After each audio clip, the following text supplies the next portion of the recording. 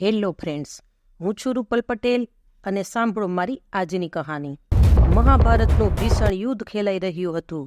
રોજ રોજ હજારો માણસોનો કચ્ચરઘાણ નીકળી રહ્યો હતો. કંઈ કેટલીય સ્ત્રીઓ વિધવા બની રહી હતી, કંઈ કેટલાક બાળકો અનાથ બની રહ્યા હતા, કેટલાય રથ તૂટી ફૂટી રહ્યા હતા. ગણ્યા ગણાય નહીં એટલા હાથી ઘોડા વધેરાઈ રહ્યા હતા.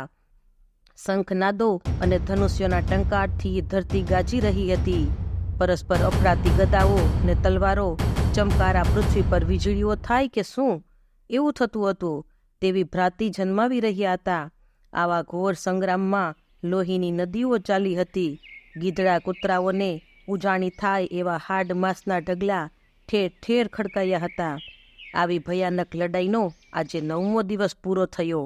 9 દિવસના આ યુદ્ધમાં દુર્યોધનના ઘણા બધા ભાઈઓ મરણને શરણ થઈ ગયા, પણ પાંડવોમાંથી એકેય ઓછો થયો ન હતો.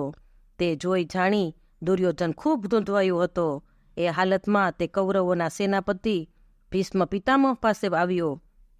તેઓ સમક્ષ પોતાના હૈયાનો ઉકળાટ કાઢતા કહ્યું, હે પિતામહ, તમે હજીય મન મૂકીને લડતા નથી.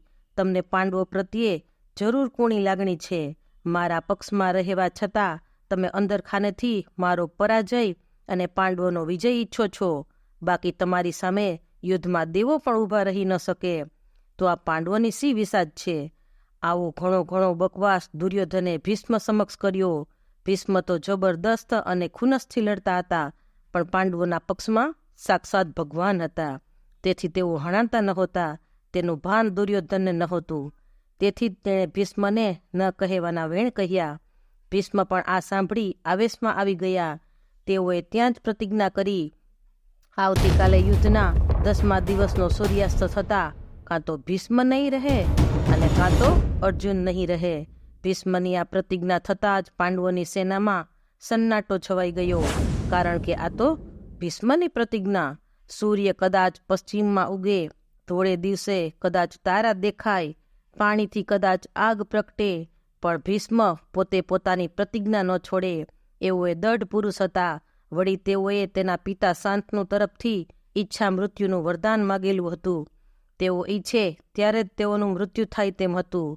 તેઓ જો આવતીકાલે સૂર્યાસ્ત સુધી મારે મરવું નથી એવું નક્કી કરી લે, તો અંતે મરવાનો વારો તો અર્જુનનો જ આવે તેમ હતો. અને અર્જુન મરાયો એટલે ખેલ ખતમ. અર્જુન વિનાની પાંડવ સેના તો ચપટીમાં ચોડાઈ જાય તેમ હતી.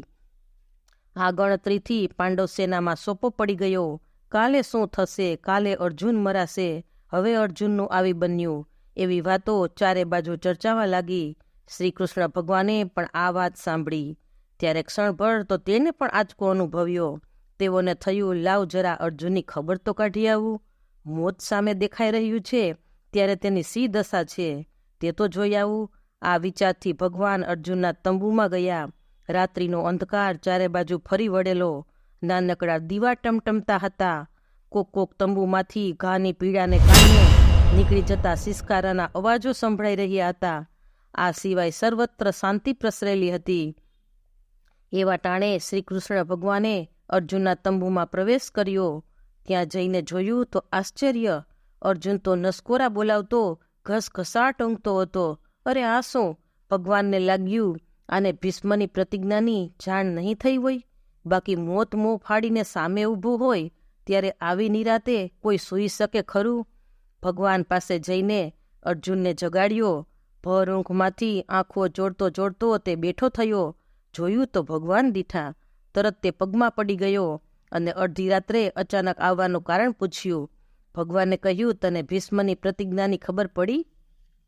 ત્યારે અર્જુન કહે છે, હા, આવતીકાલે 10મા દિવસના સૂર્યાસ્ત સુધી કાં તો અર્જુન નહીં રહે અને કાં તો ભીષ્મ નહીં રહે. એ પ્રતિજ્ઞા ભીષ્મે કરી છે તે હું બરાબર જાણું છું. અર્જુન બોલ્યો. જાણે તો છે, પણ આ પ્રતિજ્ઞાનો અર્થ શું થાય છે તે તને ખ્યાલ છે? ભગવાને પૂછ્યું. હા પ્રભુ, આ પ્રતિજ્ઞા પ્રમાણે આવતીકાલે મારું મૃત્યુ થાય તેમ છે. અર્જુને કહ્યું, આ જાણે છે તોય તું ઊંઘે છે? તને મોતની બીક નથી લાગતી? ત્યારે અર્જુન બોલ્યો, પ્રભુ, ભીષ્મની પ્રતિજ્ઞા જાણવા છતાંય મને લેશ પણ બીક નથી લાગતી. કારણ કે હું એ પણ જાણું છું કે તમે મારી રક્ષામાં છો. તમે મારી સાથે છો ત્યાં સુધી દુનિયાની કોઈ તાકાત મારો વાળ પણ વાંકો નહીં કરી શકે. હે ભગવાન, હું એટલા માટે સૂતો છું કારણ કે તમે જાગો છો. અર્જુનના શબ્દે શબ્દમાં વિશ્વાસ રણકતો હતો કે ભગવાન ભક્તની રક્ષામાં છે.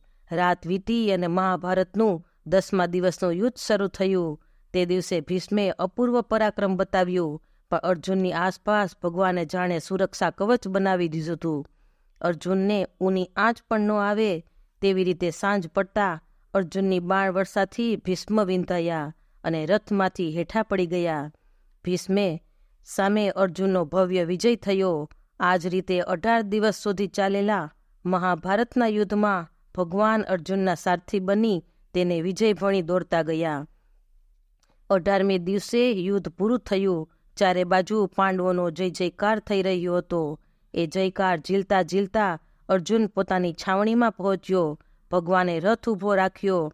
અર્જુનને કહ્યું, હવે તું નીચે ઉતર. નહીં તો રોજ ભગવાન પહેલા રથને નીચે ઉતરતા, પછી અર્જુનને હાથ પકડીને ઉતારતા, પણ આજે ભગવાને તે ક્રમ બદલ્યો હતો. તેથી અર્જુને પૂછ્યું, ભગવાન, આજે કેમ અવળી ગંગા? પહેલા તો તમે ઉતરો છો ને આજે કેમ મને કહો છો? ભગવાન કહે, તું પહેલા ઉતરી જા, પછી તને આનું કારણ સમજાવીશ. ભગવાનનો આદેશ હતો એટલે અર્જુન ઉતરી ગયો. પછી ભગવાન ઉતર્યા. જેવા ભગવાનના બંને પગ ભૂમિને અડ્યા કે આ બાજુ આખો રથ ભડ ભડ કરતો સળગી ગયો. અર્જુન તો ડોળા ફાડી આ જોઈ જ રહ્યો. રથની જગ્યાએ રાખનો ઢગલો જોઈ તેણે ભગવાનને પૂછ્યું, પ્રભુ, આ શું થયું?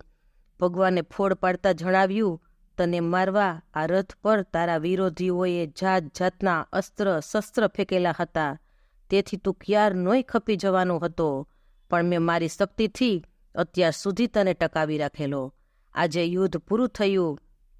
આજે જો હું પહેલા ઉતરી ગયો હોત તો આ રથ સહિત તું પણ બળીને ખાક થઈ જાત. અર્જુને આ સાંભળ્યું ને તેનું મન વિચારે પડી ગયું. ઓહો, ભગવાન કેવા દયાળુ! આપણને પણ ખબર ન હોય તેવી રીતે આપણી રક્ષા કરે છે. આ જ અહોભાવથી તેણે ભગવાનને પ્રણામ કર્યા. એટલે મિત્રો, જોયું ને, ભગવાન તો પોતાના ભક્તની રક્ષા કરવા જ બેઠા છે. કેની પેઠે? તો જેમ પાપણ આંખની રક્ષા કરે છે, માવતર છોકરાની રક્ષા કરે છે, રાજા પ્રજાની રક્ષા કરે છે, તેમજ ભગવાન પણ આપણી રક્ષા કરે છે. પણ આપણને વિશ્વાસ અને શ્રદ્ધા હોવા જોઈએ. Thanks for watching. Please like, share and subscribe.